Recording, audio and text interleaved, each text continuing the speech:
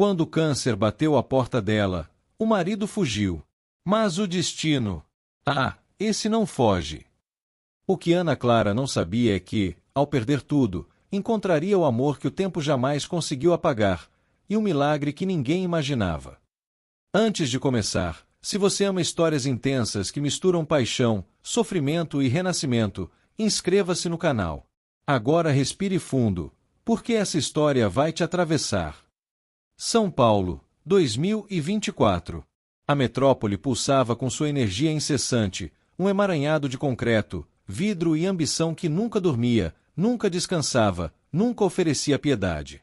As ruas fervilhavam de pessoas correndo, sempre buscando algo que permanecia eternamente fora de alcance. Os edifícios se erguiam como gigantes de aço, tocando o céu com dedos de vidro e ganância, refletindo um sol que parecia mais quente, mais cruel a cada ano que passava. No topo de um arranha-céu imponente, em um escritório que custava mais do que a maioria das casas inteiras, Ana Clara observava a cidade a seus pés, como um general observa um campo de batalha que conquistou, mas que ainda não conseguia dominar completamente. Sua figura era a de uma mulher de sucesso, aquela que as revistas de negócios colocavam na capa, aquela que as outras mulheres invejavam em silêncio, aquela que os homens admiravam com uma mistura de desejo e temor. Seus ternos eram impecáveis, cortados por alfaiates que conheciam seu corpo melhor do que ela mesma. Sua postura era inabalável, a coluna vertebral reta como uma lâmina, os ombros para trás, o queixo levantado, como se desafiasse o mundo inteiro a questionar sua autoridade. Seus cabelos, sempre perfeitamente penteados, não tinham fio fora do lugar, nem mesmo um fio ousava desafiar sua vontade de ferro. Seus olhos, azuis como o céu de inverno, eram frios, calculistas, capazes de ler uma pessoa em segundos e determinar seu valor, sua utilidade, sua relevância. Ela havia construído uma carreira brilhante, escalando cada degrau da corporação com uma determinação que poucos possuíam, com uma frieza que a tornava praticamente invencível.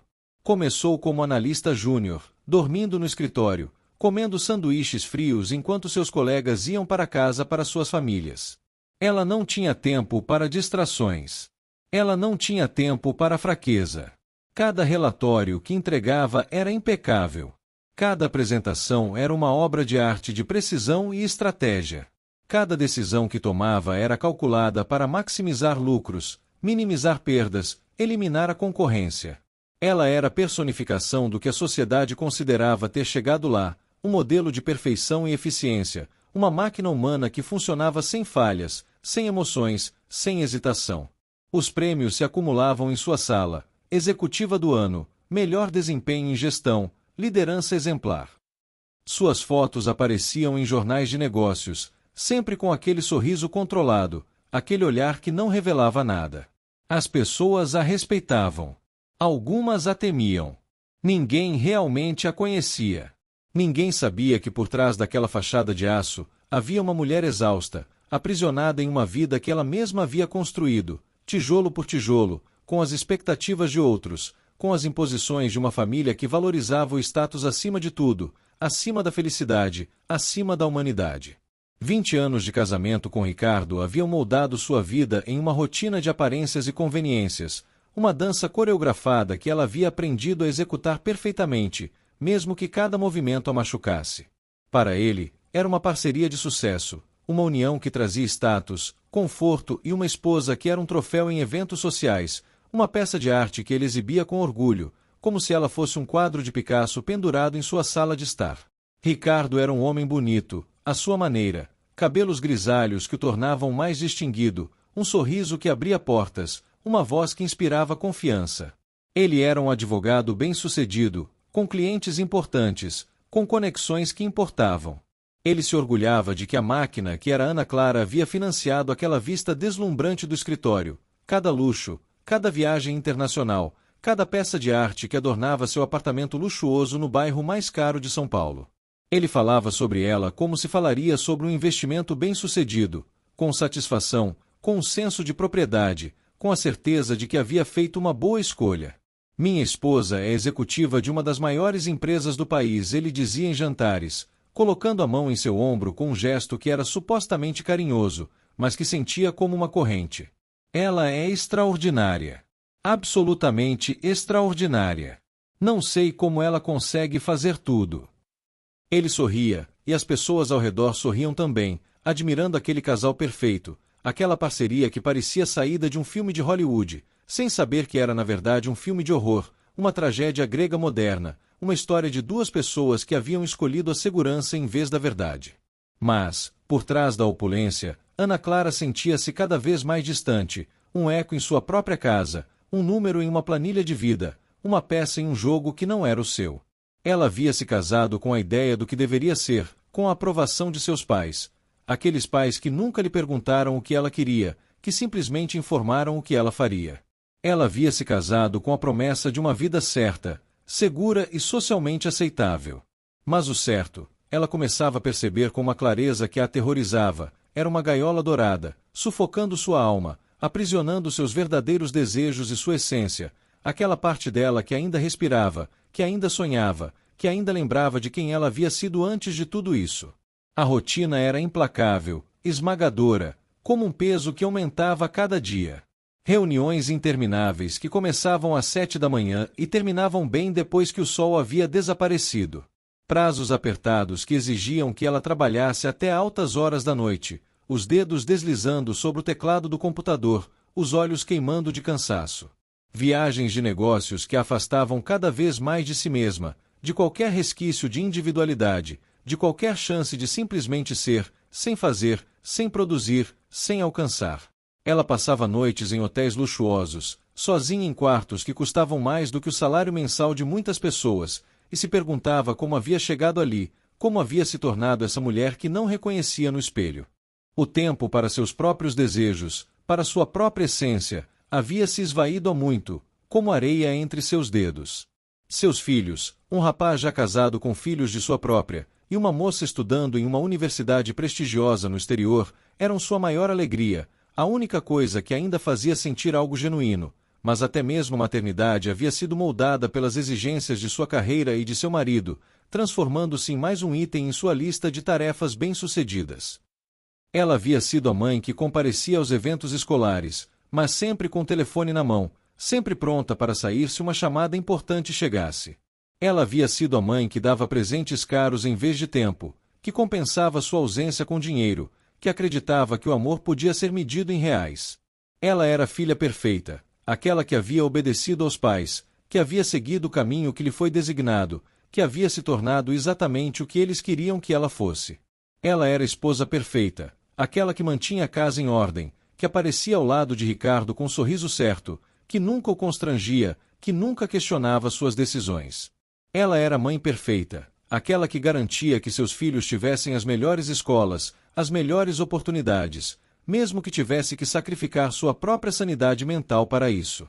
Ela era a profissional perfeita, aquela que sempre entregava resultados, que nunca falhava, que era confiável, previsível, eficiente. Ela era a escolha perfeita. Mas a que custo? A que preço havia ela pagado por essa perfeição?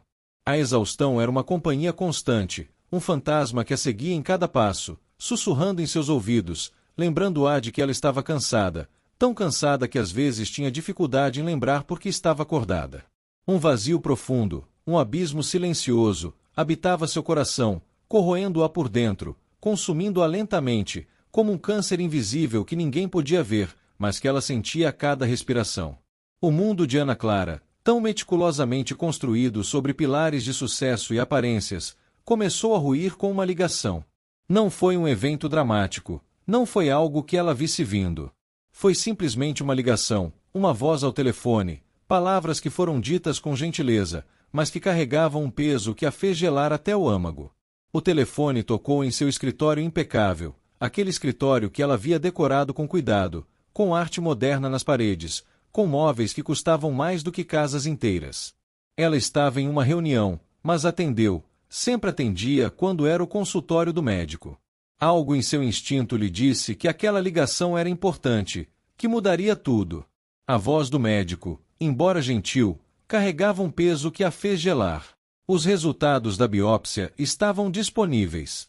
Ela havia feito a biópsia há 2 semanas, após descobrir um nódulo em seu seio durante um exame de rotina.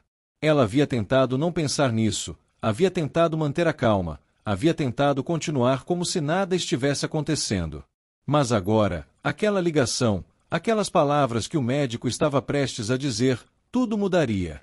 Senhora Ana Clara, os resultados confirmaram o que suspeitávamos. Você tem um carcinoma ductal invasivo, estágio 2B. As palavras que se seguiram foram um golpe avassalador, um trovão que ecoou em cada célula de seu corpo, paralisando-a, deixando-a sem ar. Câncer de mama. Câncer. A palavra que ninguém quer ouvir, a palavra que muda tudo, que transforma uma pessoa em um paciente, que reduz uma vida inteira a um diagnóstico. A notícia a atingiu como um raio em céu azul, desintegrando sua fortaleza interior, aquela fortaleza que ela havia construído ao longo de décadas, que a havia mantido em pé através de cada desafio, cada obstáculo, cada dor. Ela sentiu suas pernas fraquejarem, sentiu o escritório girar ao seu redor. Ela se sentou na cadeira, ainda segurando o telefone, enquanto o médico continuava falando sobre opções de tratamento, sobre prognósticos, sobre próximos passos. O tratamento seria longo e árduo, uma jornada que exigiria toda a sua força, toda a sua resiliência, e que a faria confrontar a própria mortalidade de uma forma brutal e inesperada. Quimioterapia, cirurgia, radioterapia. Palavras que ela havia ouvido antes, em noticiários, em conversas de outras pessoas, mas que agora eram suas palavras, sua realidade, sua sentença. Ela desligou o telefone e ficou ali, sentada em sua cadeira de couro italiano, em seu escritório no topo de um arranha-céu, com a vista de toda a cidade a seus pés, e se sentiu completamente sozinha. Completamente vulnerável. Completamente humana, pela primeira vez em 20 anos. Ela buscou refúgio em Ricardo, na esperança de encontrar apoio, um porto seguro em meio à tempestade que se anunciava. Ela precisava de sua mão, de sua voz, de sua presença, de algo que a ancorasse à realidade, que lhe lembrasse que ela não estava sozinha naquilo. Ela chegou em casa mais cedo do que o normal, algo que raramente fazia. Ricardo estava em seu escritório em casa, trabalhando, como sempre. Ela entrou, fechou a porta, e simplesmente desabou. As lágrimas começaram a cair, e ela não conseguia pará-las. Ela contou sobre o diagnóstico, sobre o que o médico havia dito, sobre o tratamento que a aguardava. Ricardo a ouviu em silêncio. Seu rosto permaneceu impassível, como se ela estivesse contando sobre o tempo, sobre um evento trivial que não merecia sua atenção emocional. Quando ela terminou, ele se levantou, caminhou até a janela, e ficou ali, de costas para ela, por um tempo que pareceu uma eternidade. Então, ele se virou. E em 20 segundos cruéis, ele apagou 20 anos de história, de convivência, de promessas de na saúde e na doença. Eu não posso mais fazer isso. Eu sinto muito. Eu não posso viver assim mais. As palavras dele, frias, calculistas e desprovidas de qualquer empatia, foram como facas que se cravaram em sua alma, uma após a outra, cada uma mais profunda que a anterior. O quê? Ela sussurrou, não acreditando no que estava ouvindo. Ricardo, eu preciso de você agora mais do que nunca. Eu sei. E eu sinto muito. Mas eu não posso. Eu não posso passar por isso. Eu não posso vê-la assim, doente, fraca, dependente. Eu não posso. Ele falava como se estivesse fazendo um favor a ela, como se a deixasse fosse um ato de bondade, como se ele estivesse libertando de alguma forma. Você está me deixando? Agora, quando eu mais preciso de você. A voz dela era um sussurro rouco, cheio de descrença, de dor, de uma traição tão profunda que ela não conseguia compreender. Eu já marquei uma reunião com meu advogado. Vamos fazer isso de forma amigável, sem drama. Você fica com a casa, com a maioria dos bens. Eu vou ser justo com você. Mas eu preciso seguir em frente. Eu preciso viver minha vida. Ele falava como se estivesse discutindo um contrato comercial, como se não estivesse destruindo a mulher que havia prometido amar na saúde e na doença. Há alguém mais? Ela perguntou, e ela já sabia a resposta antes de fazer a pergunta. Ela havia notado os olhares, as mensagens de texto que ele apagava rapidamente, as noites que ele dizia que tinha que trabalhar tarde. Sim. Ela é jovem, bonita, saudável. Ela não tem problemas. Ela não é um fardo. Ele disse isso como se fosse a coisa mais natural do mundo, como se não estivesse cravando a faca ainda mais fundo em seu coração. A secretária. Claro. 20 anos mais jovem, com seios que não haviam sido tocados pela doença, com um futuro que não era manchado pela possibilidade de morte. Ele a deixou, sem olhar para trás, sem uma palavra de consolo, em busca de uma vida sem problemas, sem a sombra da doença que ele considerava um fardo, um inconveniente, uma razão para abandonar a mulher que havia prometido amar. Ana Clara ficou ali, sozinha, com o diagnóstico e o abandono, uma dor que se misturava e se multiplicava, tornando-se quase insuportável. A filha, percebendo a tristeza profunda da mãe através de uma ligação, tentou confortá-la, mas a ferida era muito profunda. A traição de Ricardo havia deixado uma marca indelível que nenhuma palavra podia curar. Mãe, o que aconteceu? Por que você está chorando? Perguntou a filha, sua voz cheia de preocupação, mesmo do outro lado do mundo. Ele me deixou. Ricardo me deixou. Eu tenho câncer, e ele me deixou. As palavras saíram como um grito abafado, como se ela estivesse se afogando e pedindo ajuda. Mãe, eu sinto muito. Eu sinto muito que você está passando por isso. Mas eu quero que você saiba que você não está sozinha. Eu estou aqui com você, mesmo que seja à distância. Eu te amo, mãe. A voz da filha era um bálsamo, mas não era suficiente para preencher o vazio deixado pela partida de Ricardo. Ana Clara se sentia incrivelmente sozinha, com o coração partido em 1000 pedaços e o corpo já fragilizado pela notícia, sentindo-se um peso, um fardo para todos, exatamente como Ricardo havia sugerido. O médico, percebendo a fragilidade emocional de Ana Clara durante uma consulta de acompanhamento, a viu definhar a cada dia. Ela havia perdido peso, seus olhos estavam vazios, sua voz era um sussurro. Ele sabia que o tratamento físico seria ineficaz sem um mínimo de paz de espírito, sem uma razão para lutar, sem uma esperança que a mantivesse viva.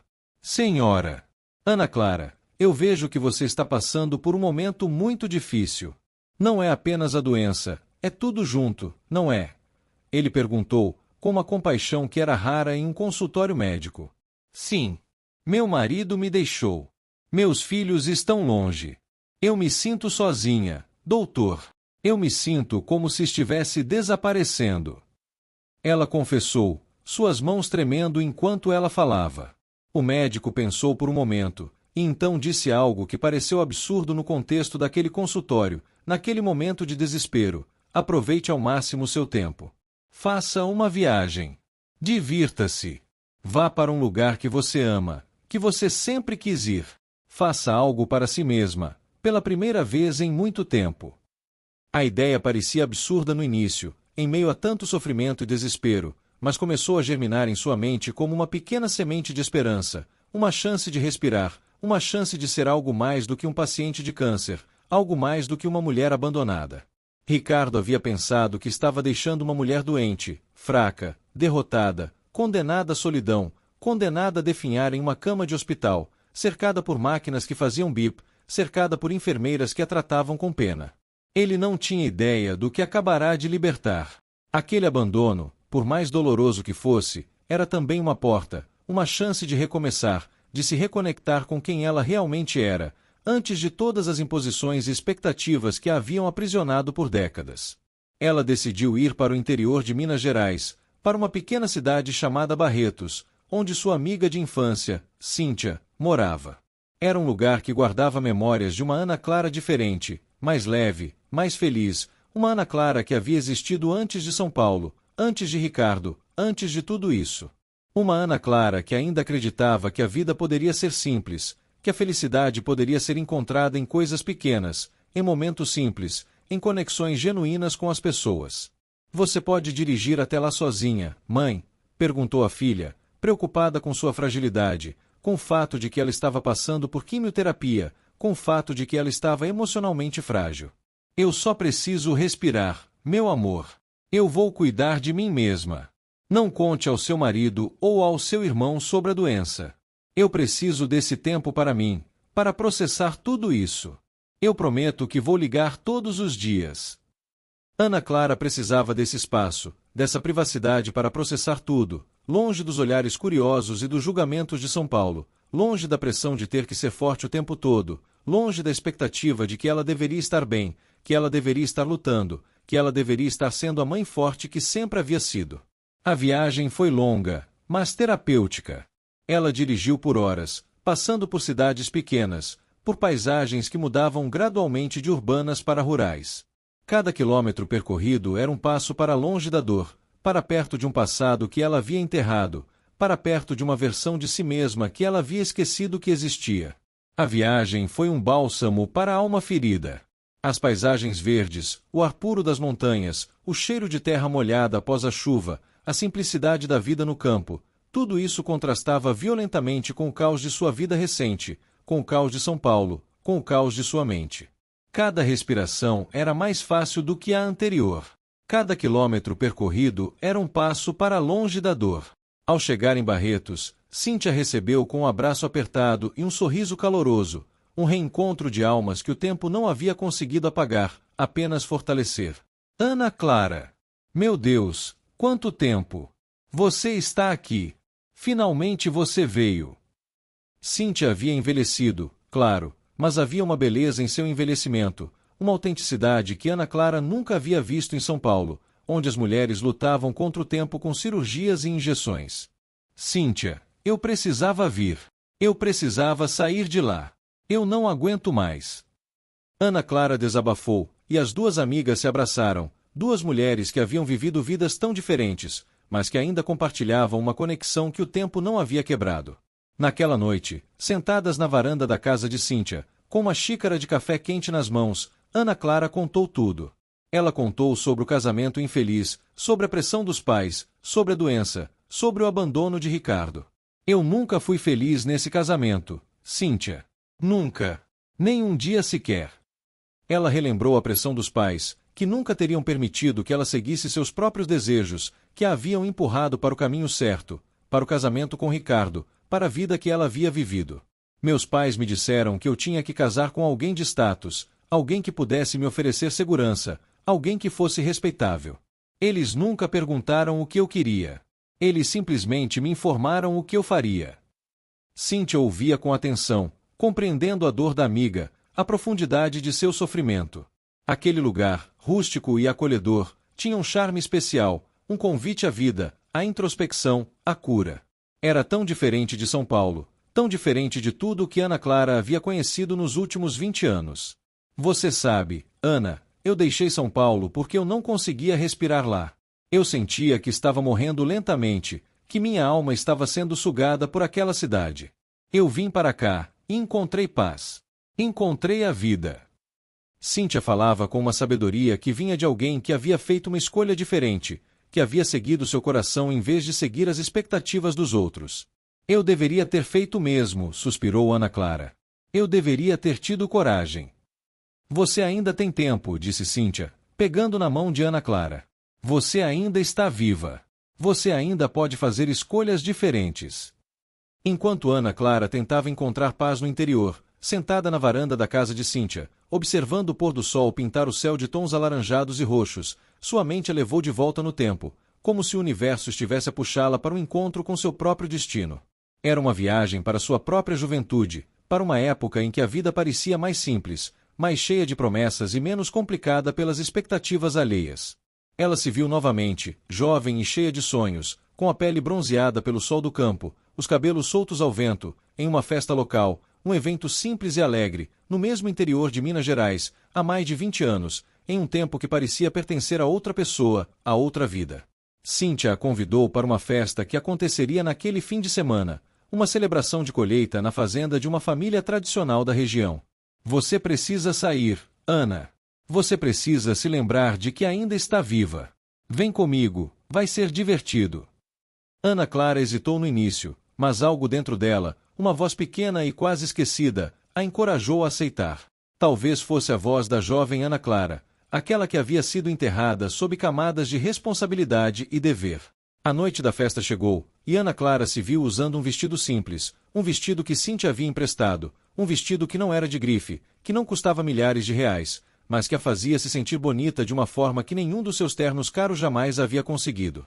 Ela se olhou no espelho e viu, por um breve momento, a jovem Ana Clara sorrindo de volta para ela. A festa era tudo o que Cíntia havia descrito. A poeira da estrada, o cheiro de churrasco no ar, a música caipira que tocava suavemente em caixas de som improvisadas, tudo era um convite à alegria, à simplicidade, à vida.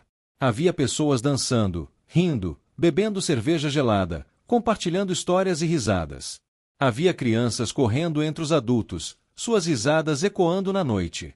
Havia casais dançando juntos, seus corpos se movimentando em harmonia, seus rostos radiantes de felicidade. Era tudo tão diferente de São Paulo, tão diferente dos eventos formais que ela havia frequentado ao lado de Ricardo, eventos onde as pessoas se comportavam como atores em um palco, onde cada palavra era calculada, onde cada movimento era ensaiado. Ela estava ali, observando, ainda se sentindo como uma estranha, quando de repente, seus olhos encontraram os dele. Lucas.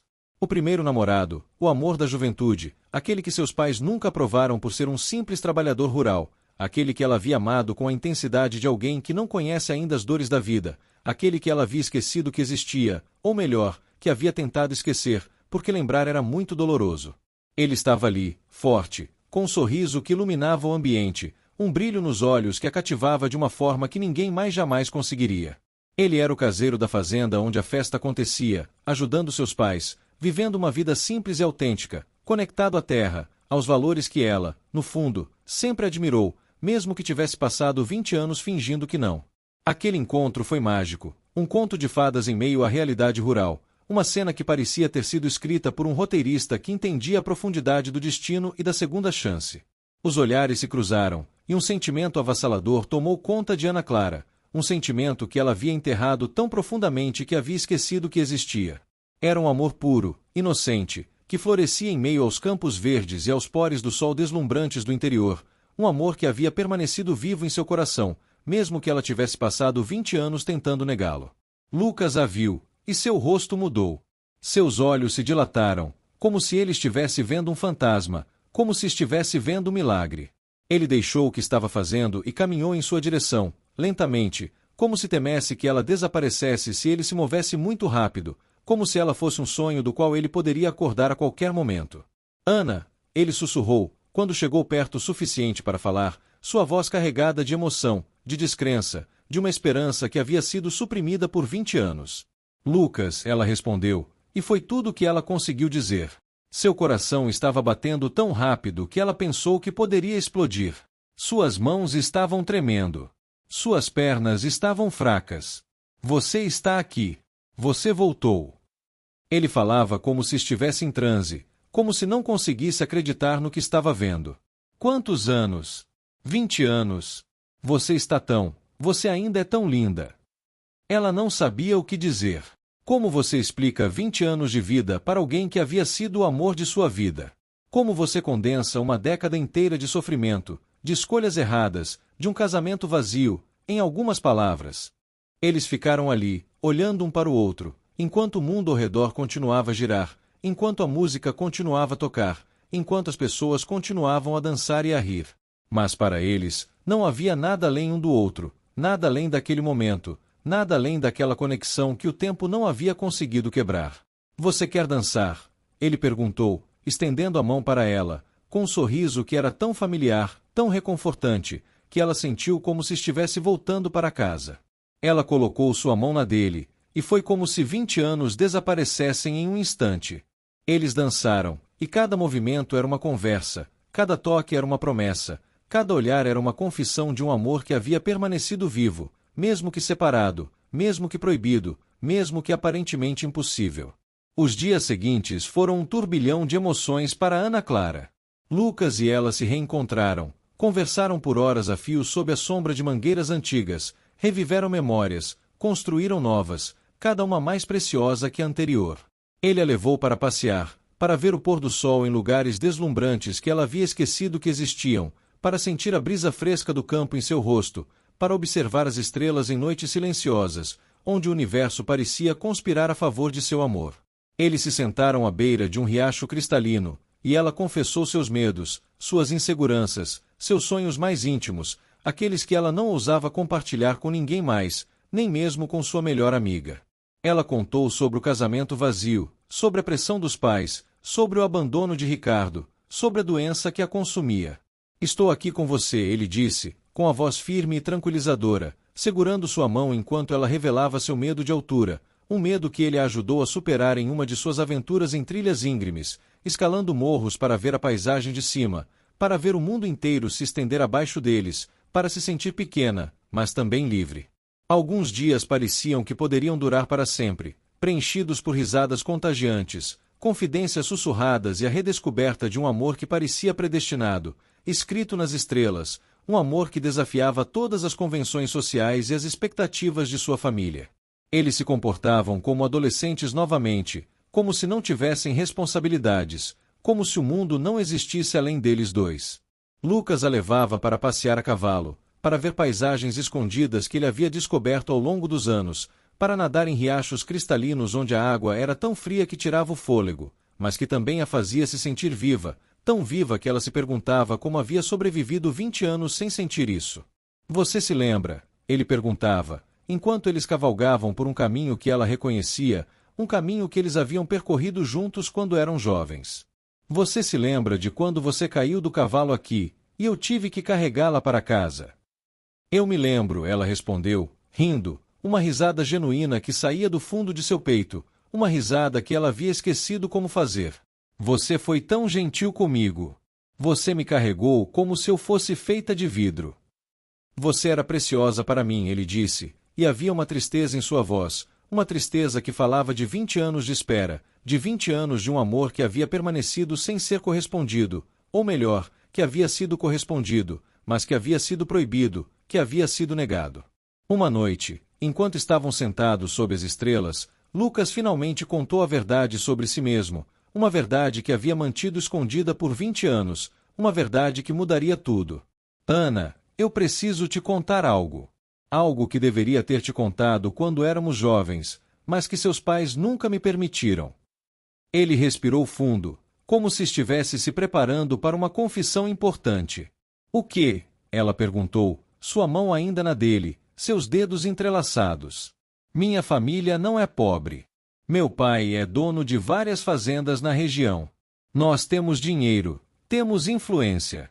Mas eu escolhi trabalhar no campo, escolhi uma vida simples, porque eu amo a terra, porque eu amo a autenticidade. Seus pais me chamaram de caseiro, de capataz, mas eles estavam errados. Eu sou rico, Ana. Eu sempre fui rico. Mas eu nunca quis que isso importasse. Eu quis que você me amasse por quem eu sou, não pelo que eu tenho. Ana Clara olhou com uma mistura de emoções, surpresa, raiva, tristeza. Por que você nunca me contou? Se seus pais soubessem que você era rico, eles nunca teriam me proibido de estar com você. Porque eu não queria que você ficasse comigo por causa do dinheiro. Eu queria que você ficasse comigo porque você me amava. E você me amava, Ana. Você me amava de verdade, e isso era tudo o que eu precisava. Ele a olhou nos olhos, e ela viu a verdade em seu rosto, viu a sinceridade, viu o amor que havia permanecido vivo por 20 anos. Eu ainda te amo, ela sussurrou, as palavras saindo de seu coração antes que sua mente pudesse detê-las. Eu sempre te amei. Mesmo quando estava casada com Ricardo, mesmo quando tentei esquecer de você, mesmo quando tentei convencer a mim mesma de que você nunca havia existido, eu ainda te amava. Lucas a puxou para seus braços, e eles se abraçaram sob as estrelas, dois corações que finalmente haviam encontrado seu caminho de volta um para o outro, dois corações que haviam sido separados por circunstâncias além de seu controle, mas que agora estavam juntos novamente, e nada no mundo poderia separá-los. Mas a doença era uma sombra constante, uma ameaça iminente que a consumia. Ana Clara sentia-se insegura, fragilizada, com o corpo e a alma marcados pela batalha que estava enfrentando. Ela havia perdido peso durante o tratamento, seus cabelos haviam caído, deixando cicatrizes visíveis em seu couro cabeludo, uma lembrança constante da luta que estava travando. Uma noite, enquanto estavam deitados juntos, ela finalmente disse as palavras que havia estado evitando dizer. Lucas, eu estou doente. Eu não sei quanto tempo me resta. Eu não quero que você se envolva com alguém que pode morrer a qualquer momento. Eu não quero ser um fardo para você. Ela tentava afastá-lo, com a voz embargada, temendo a dor que sua possível partida causaria a ele, uma dor que ela conhecia tão bem, uma dor que ela não queria infligir a ninguém que amava. Você merece alguém saudável, alguém que possa te dar uma vida plena, uma família. Eu não posso te dar isso. Eu posso morrer, Lucas. Eu posso deixá-lo sozinho. E eu não posso fazer isso com você. Eu não posso. As palavras saíam com dificuldade, carregadas de medo, desespero e um profundo senso de culpa.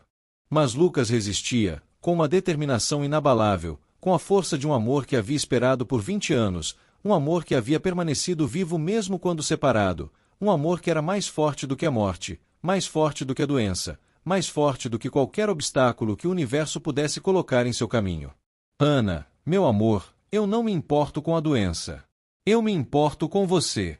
Eu te amei por 20 anos, mesmo sem saber onde você estava, mesmo sem saber se você estava viva ou morta. Eu não vou te deixar agora. Eu quero estar ao seu lado, em cada passo, em cada batalha. Você não é um fardo, você é a mulher da minha vida. E eu não vou desistir de você. Nunca. Não importa o que aconteça.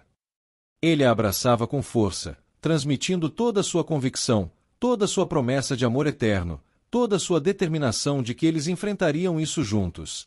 Durante os 20 anos em que Ana Clara esteve casada com Ricardo, Lucas viveu uma vida de espera silenciosa, de um amor que nunca se apagou, que permaneceu vivo em seu coração como uma chama que não conseguia ser extinguida, não importava o quanto ele tentasse. Após a dolorosa separação forçada, quando seus pais a levaram embora, ele tentou seguir em frente, mas o coração nunca se curou completamente. Havia um vazio em seu peito que nenhuma outra pessoa conseguia preencher, uma lacuna que apenas Ana Clara poderia ocupar. Ele se dedicou à fazenda da família, expandindo os negócios, tornando-se um homem próspero e respeitado na região, um exemplo de trabalho e honestidade, um homem que era admirado por sua força, sua inteligência, sua bondade.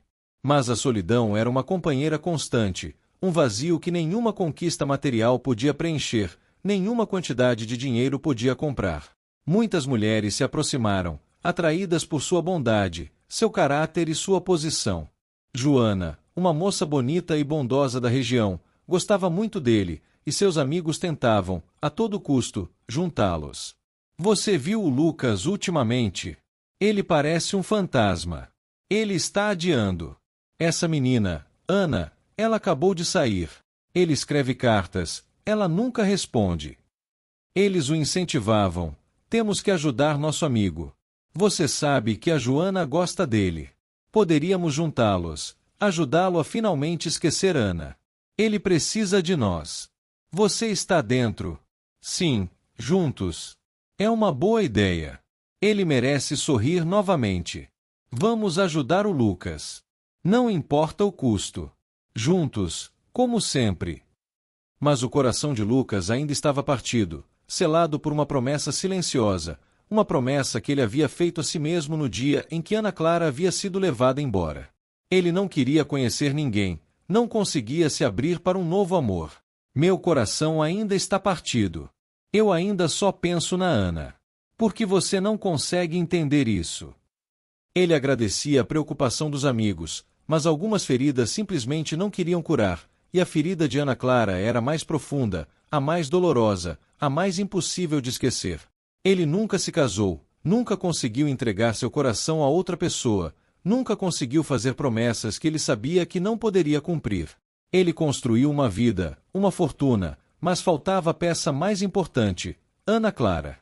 Ele se tornou um homem de poucas palavras, mas de grande profundidade, sempre com um olhar distante, como se esperasse por algo que parecia nunca chegar, mas que ele sabia, no fundo de seu coração, que um dia viria. Ele guardava as lembranças de Ana Clara como um tesouro, cada sorriso, cada toque, cada palavra. Ele revisitava os lugares onde estiveram juntos, imaginando como ela estaria, se estaria feliz, se estaria pensando nele. A cada pôr do sol, ele pensava nela, e a cada estrela cadente, fazia o mesmo desejo, reencontrá-la. Sua fé era inabalável, sua esperança, uma chama que nunca se apagava.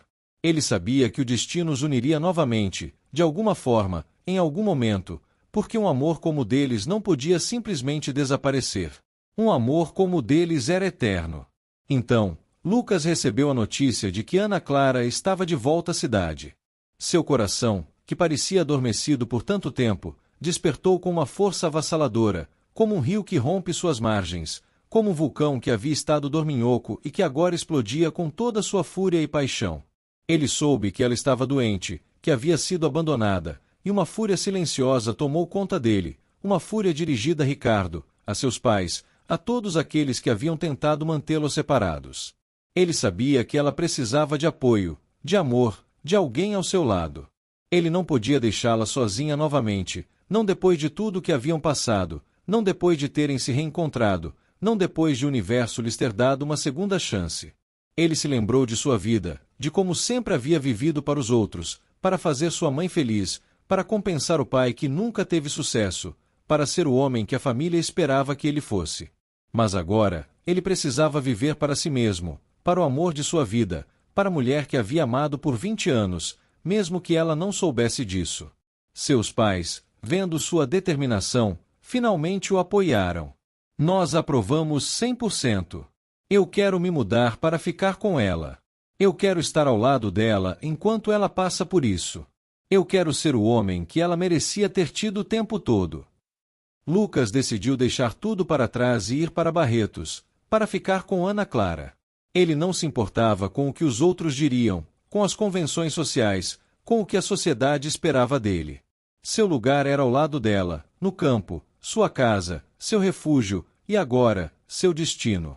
Em Barretos, Ana Clara estava em meio ao tratamento, frágil, com o corpo debilitado pela quimioterapia, os cabelos caindo em mechas que a assustavam, mas com uma força interior inabalável, alimentada pela presença de Lucas, pela memória de seu amor, pela esperança de que talvez, apenas talvez, o universo tivesse um plano para eles. De repente, ele apareceu. Não havia aviso prévio, nenhuma ligação, nenhuma mensagem. Ele simplesmente apareceu, com uma mala na mão, com uma determinação no rosto que dizia que ele não iria embora, que ele estava ali para ficar. O reencontro foi emocionante, um abraço apertado que selou a promessa de um amor que o tempo não havia apagado, apenas fortalecido. Clara, você vai se casar comigo? Ele perguntou, ajoelhado, com um anel simples, mas cheio de significado, um símbolo de um amor puro e verdadeiro, que havia resistido a tudo, a todas as adversidades, a todas as tentativas de separá-los. Ela aceitou, com lágrimas nos olhos e o coração transbordando de alegria e esperança. Aquele era o casamento que ela sempre sonhou, cada detalhe que ela havia imaginado em sua juventude, e que agora se tornava realidade, em meio à adversidade, em meio à incerteza da vida, em meio à doença que a consumia. Era real, não um sonho. Eles se casaram em uma cerimônia simples, abençoados por um padre que falou sobre amor, paciência e a graça de Deus, guiando seus passos na luz, unindo duas almas que se pertenciam, que estavam destinadas a ficar juntas. A casa de Lucas, no campo, era linda, confortável, um lar onde eles sempre enfrentariam tudo juntos. Era uma casa grande, com varandas amplas que ofereciam vistas deslumbrantes das montanhas, com quartos aconchegantes, com uma cozinha que cheirava a vida e a comida caseira. Não era um palácio, mas era um lar, e para Ana Clara, que havia passado 20 anos em apartamentos luxuosos que se sentiam como museus, era o lugar mais bonito do mundo. Lucas a levou para cada cômodo, mostrando-lhe onde ele havia vivido, onde ele havia esperado por ela, onde ele havia sonhado com o futuro juntos. Havia fotos antigas nas paredes, fotos de quando eles eram jovens, fotos que ele havia guardado ao longo dos anos, fotos que ele havia olhado milhares de vezes, revivendo aqueles momentos, aquele amor que havia permanecido vivo em seu coração. Eu guardei tudo, ele disse, mostrando-lhe uma caixa velha, cheia de cartas, de bilhetes, de pequenos presentes que ela havia lhe dado quando eram jovens. Eu nunca consegui jogar fora. Eu não conseguia deixar ir. Ana Clara chorou, não de tristeza, mas de uma emoção tão profunda que ela não conseguia nomear. Ela havia passado 20 anos tentando esquecer, e ele havia passado 20 anos lembrando, guardando cada momento como um tesouro, como uma promessa de que um dia eles se reencontrariam. Ana Clara passou por todas as fases do tratamento, com Lucas ao seu lado, em cada sessão de quimioterapia, em cada consulta médica, em cada momento de desespero e cada momento de esperança. Ele era sua sombra, seu apoio, sua força, sua razão para lutar. As sessões de quimioterapia eram brutais. Ela se sentava em uma cadeira, com uma agulha em seu braço, enquanto venenos que deveriam salvá-la a queimavam por dentro. Ela sentia náuseas, sentia fraqueza, sentia como se seu corpo estivesse se desintegrando de dentro para fora.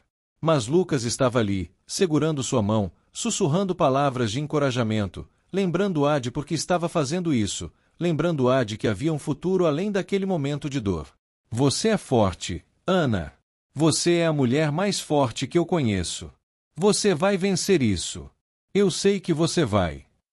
Ele dizia isso a cada sessão, e ela acreditava nele, porque ele acreditava nela. Quando ela perdia os cabelos, Lucas não se afastava. Ele a ajudava a aceitar a mudança, a ver a beleza em sua coragem, a entender que ela era muito mais do que seu cabelo, muito mais do que sua aparência física. Você está tão linda, ele dizia, e ela acreditava nele, porque ele a olhava como se ela fosse a coisa mais preciosa do mundo. Havia dias em que ela não conseguia sair da cama, dias em que a dor era tão intensa que ela pensava que não conseguiria sobreviver. Lucas a cuidava, a banhava, a alimentava, a amava incondicionalmente. Ele era seu silêncio, sua âncora no rugido da tempestade. Ele a acalmava, a protegia, a amava em cada momento, em cada vitória, em cada lágrima. Ele a fazia rir, mesmo nos momentos mais sombrios. Senhoras e senhores do circo mais barato do Brasil, ele brincava, fazendo caras e bocas, transformando momentos difíceis em lembranças de alegria, em pequenos milagres diários. Ele colocava música e dançava com ela, mesmo quando ela estava fraca, mesmo quando ela mal conseguia se mover. Ele a levava para a varanda, para que ela pudesse sentir o ar fresco, para que ela pudesse ver o pôr do sol, para que ela pudesse se lembrar de que ainda estava viva, de que ainda havia beleza no mundo. Finalmente, após meses de tratamento, após sessões de quimioterapia, após cirurgia, após radioterapia, Ana Clara recebeu a notícia que ela havia estado esperando. Você está em remissão, disse o médico, com um sorriso que era tão raro em um consultório oncológico. O câncer desapareceu. Você venceu. Eu ganhei, ela exclamou, com os olhos cheios de lágrimas de alegria e gratidão, um grito de vitória que ecoou em sua alma, que ecoou pela casa, que ecoou pelo campo inteiro. Seu cabelo estava finalmente crescendo de volta, um símbolo de seu renascimento, de sua nova vida, de sua superação. E Lucas estava ali, celebrando cada pequena vitória, cada passo em direção à cura, em direção a um futuro juntos, um futuro que parecia impossível há tão pouco tempo. Eles se abraçaram, e ela sentiu como se estivesse flutuando, como se o peso que havia carregado por tanto tempo finalmente tivesse sido removido de seus ombros. Ela havia vencido. Ela havia sobrevivido. Ela estava viva.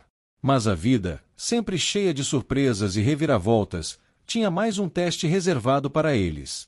Semanas após receber a notícia de que estava em remissão, Ana Clara começou a sentir dor novamente.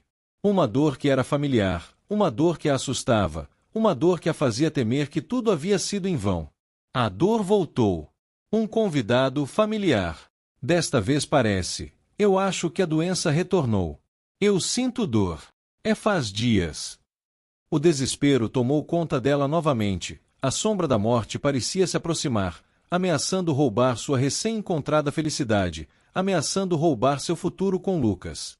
Lucas, desesperado, levou ao médico, com o coração apertado, temendo o pior. Lucas, o que aconteceu?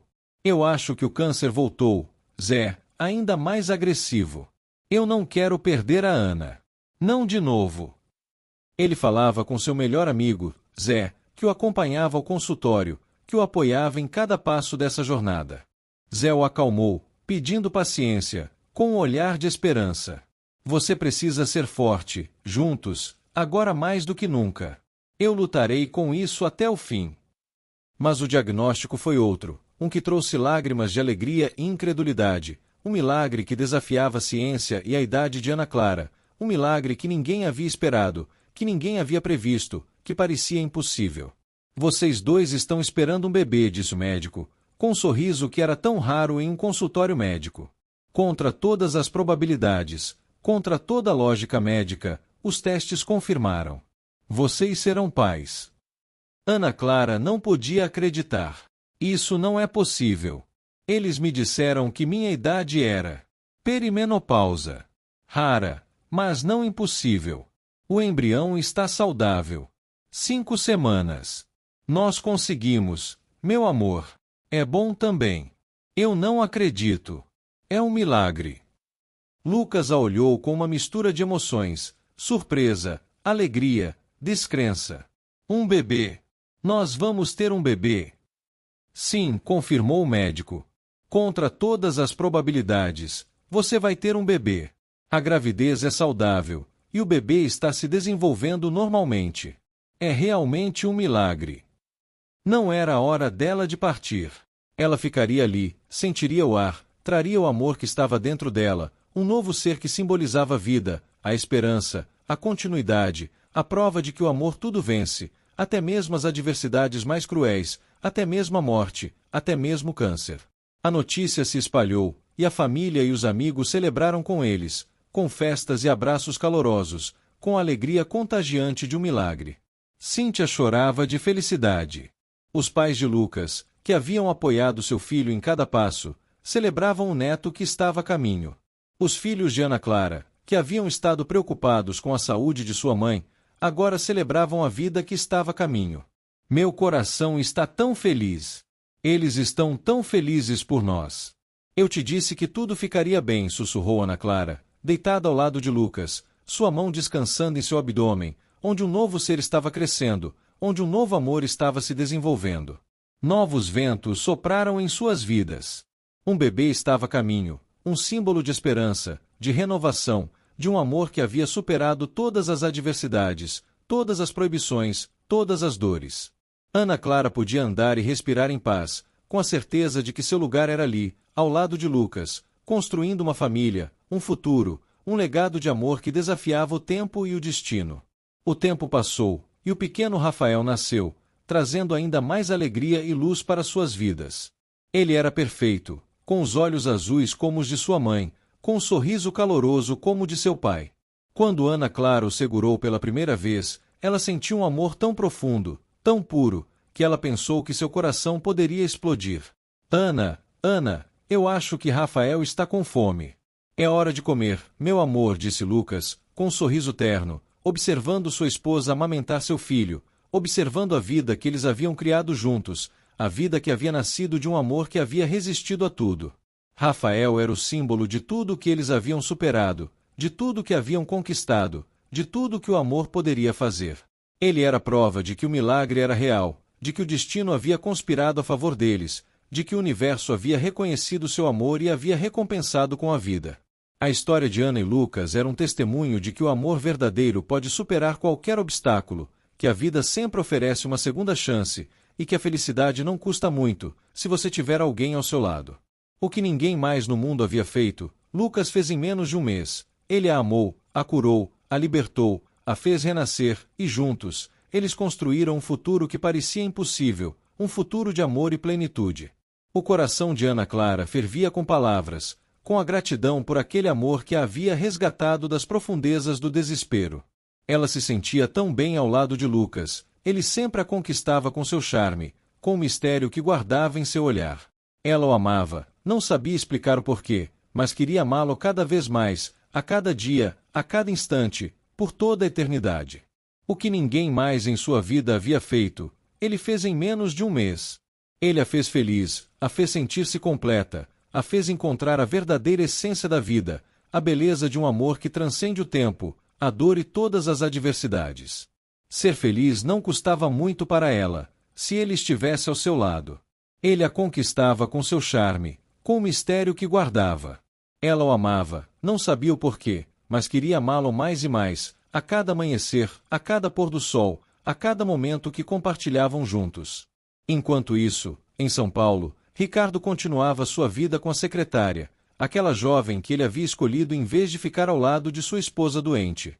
Mas a vida tinha uma forma de cobrar seus débitos, uma forma de fazer as pessoas enfrentarem as consequências de suas escolhas. A secretária, que havia parecido tão perfeita, tão saudável, tão sem problemas, revelou-se ser exatamente o que Ricardo havia procurado: superficial, vazia, interessada apenas em seu dinheiro e em seu status. Ela o traía constantemente, ela gastava seu dinheiro de forma irresponsável, ela o humilhava em público.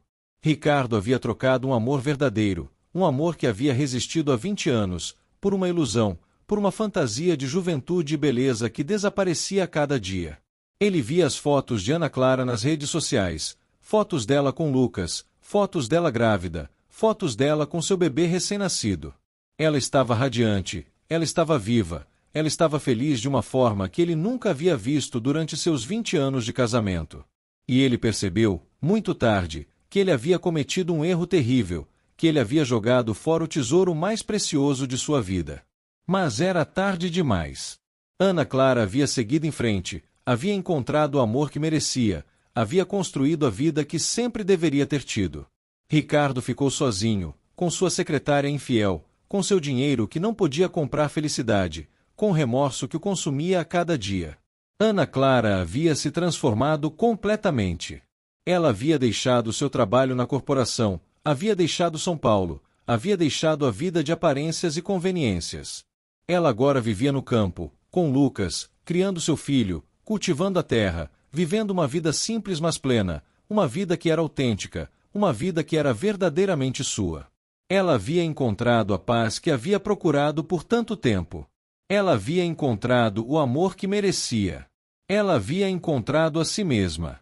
Seus filhos a visitavam regularmente, e eles viam a transformação em sua mãe. Ela era mais leve, mais feliz, mais viva do que nunca.